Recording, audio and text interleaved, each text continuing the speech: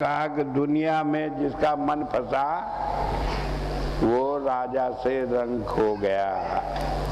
जो दुनिया में फंस गए हम चीज़ों में, तो क्या हो जाता है कि हमारी इच्छाएं फिर बढ़ती चली जाती हैं। मुझे अक्सर याद है, हमारे यहाँ शामली में एक बनारसी दास जी थे, धीमान बढ़ई थे, बहुत रईस आदमी थे। वहाँ शामली में बढ़िया मकान उनका है अभी भी।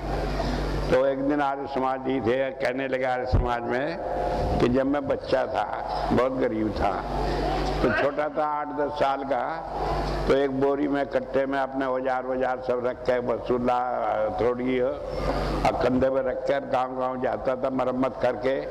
1 पैसा 2 पैसा 3 पैसा मजदूरी मिलती थी, तो इस तरह से 1-2 आना उससे मैं अपनी गुजर करता था। तो एक दिन जा रहा था, दोपहर में तेज धूप थी, कहीं मेंढ पार कर रहा था, गिर पड़ा। तो वहाँ बैठ कर रोने लगा कि परमात्मा तूने मुझे बहुत दुख दिए, अगर मुझे 100 रुपये दे दे तो मैं सारी जिंदगी तुम्हारा गुणगान करूँगा। कहने लगे, अपने आप ही कहने लगे 100 क्या, आज मेरे पास करोड़ों रुपया है, लेकिन परमात्मा का गुणगान करने का ध्यान कभी नहीं आता। तो ये होता है कि आदमी की इच्छाएं बढ़ती चली जाती हैं, इनकी सीमा नहीं होती। तो शहंशाह जी कह रहे हैं कि जब हम दुनिया में मन को फंसा लेते हैं तो वो हमें राजा से रंक बना देता है। राजा हम क्यों हैं? क्योंकि परमात्मा के पुत्र हैं, परमात्मा राजा है तो उसका पुत्र राजा ही होना है। और बन क्या गए कि दुनिया में लगकर भिखारी हो गए, परेशान हो गए।